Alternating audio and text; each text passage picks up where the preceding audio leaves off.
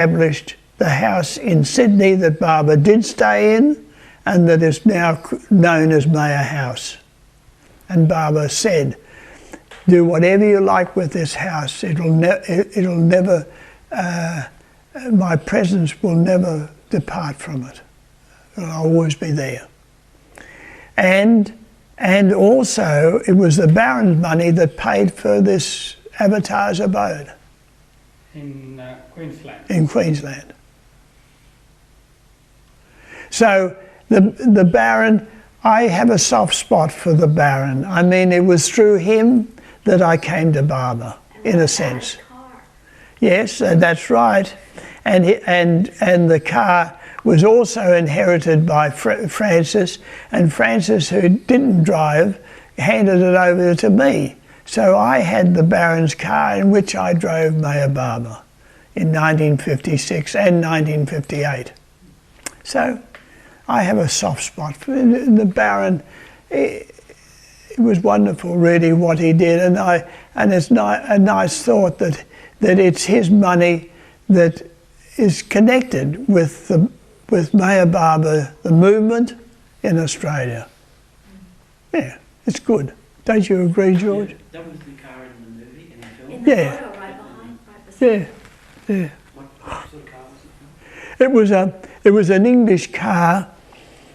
I remember it as being a Triumph, but John Bruford, who said he knew all about cars, denies that it was a Triumph. All I know is it had a Jaguar motor and real timber panelling, leather seats. It was posh. It was the best car I've ever had. and I felt very proud when I was driving it. You know, it was a case of, hey, look at me. You better cut that out. But you also felt very proud that you were driving with Baba. Yeah, absolutely. The highlight of his driving career. The highlight of my driving career. Wonderful. Look, we can take out many bits, don't worry about it. Yeah, so, okay, so by 1953 I was fed up with Melbourne. I felt very dissatisfied. I wanted more action. I wanted to do more for Barbara than I could. There wasn't anything really happening in Melbourne. Funny how. Yeah, no, that's a different thing. Yes. I think it should be quite natural, whatever he wants to say. Those are the very important bits. Yeah, well, Melbourne's an interesting subject, and we can talk about Melbourne sometime. Yeah. Anyway, so 1953. Now this is an example to me of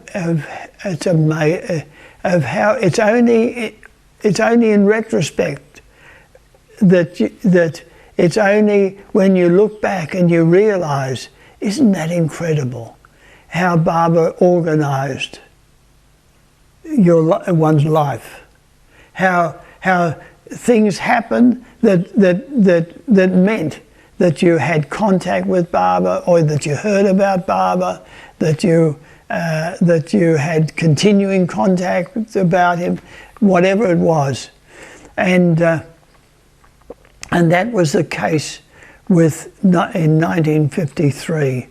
I was walking in the main street of Melbourne, and why I don't know. It wasn't the usual thing. I was walking and I meet an older man who knew me. We knew each other. We had been fellow students in psychology at the university. He was an ex-services man, and he knew me, but that's all. He was older than me, and he said, "Oh, Bill, I've just been appointed Director of Army Psychology. Would you like a job as a psychologist in the Army?" And I said, "Oh, no." You know, I reeled back in horror at the thought of joining the services again. I'd had 4 years of that, or 3.5 years, I think it was, in the during World War II, and I didn't want any more. And he said, yeah, okay, you know, we parted amicably, and you wouldn't believe it. I mean, this to me is so beautiful that Barbara then organises me to walk again on the same street in Melbourne 2 weeks later, and I meet the same man.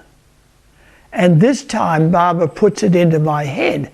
I mean, it suddenly came, and I said, oh, I've forgotten his name, whoever it was, George or Joe or whoever. I said, would you give me a job in Sydney as a psychologist? He said, yeah. It meant nothing to him. He was seeking psychologists in the army in various places, and if I said Sydney, that was fine by him. The government paid for it all, and because what was important was that although I wanted to get to Sydney, we had no money. The money, whatever money I was earning, was going into the house that I was helping to build in Melbourne. And here it was, I was given a job that would pay for all the expenses of me and the family and furniture and whatnot moving to Sydney. I was stoked. I'm not going to say stoked out of my tiny brain. I don't want that to be recorded, but I was thrilled. Yeah. And 9 months later, I arrive in Sydney on the 1st of June 1954. I arrived, and not only did I arrive, but I arrived with £700, because when we sold the house that I had helped to build, the labour that I'd put in amounted to that £700.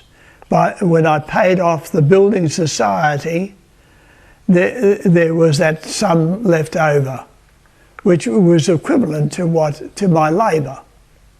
So I arrive in 54, the 1st of June, and I meet Francis Brabazon in a cafe in Sydney, and I could, Reppins, a famous cafe where all the intellectuals and the artists and the poets would all gather over coffee and discuss what life was all about. So which suburb is this, Rapids? Huh? Which suburb? Middle of Sydney. City of Sydney. Yeah, it was in one of the side streets of Sydney. Forgotten now, but that's the impression I have.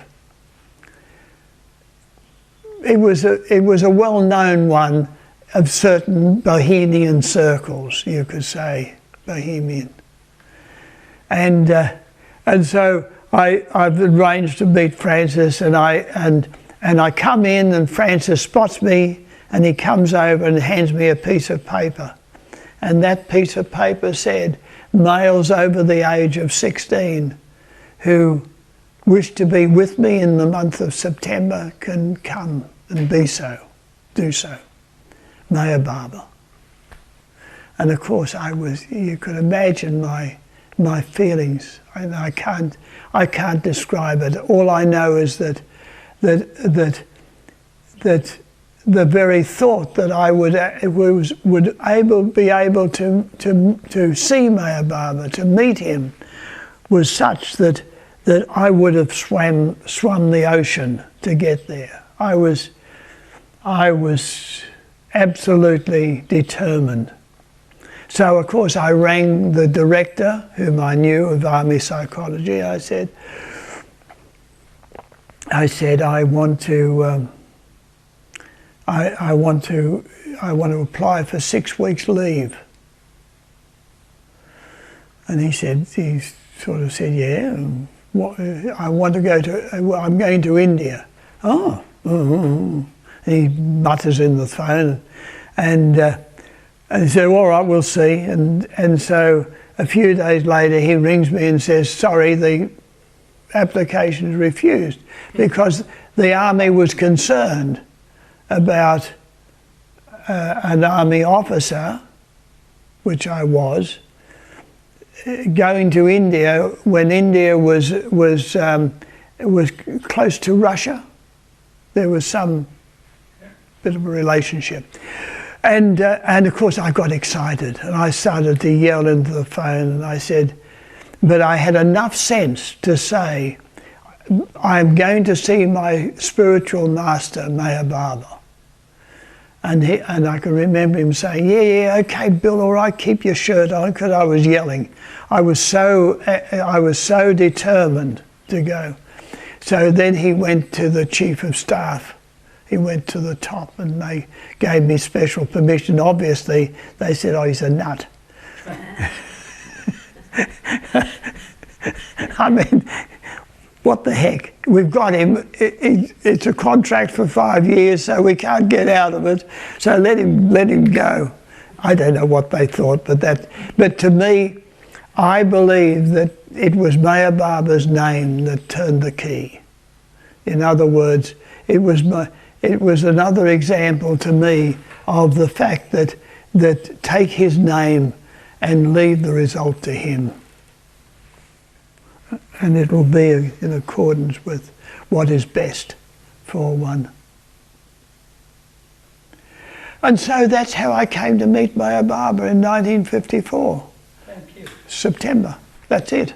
So we'll give it. That'll do for the moment. We will give it. Okay. And of course, what was so important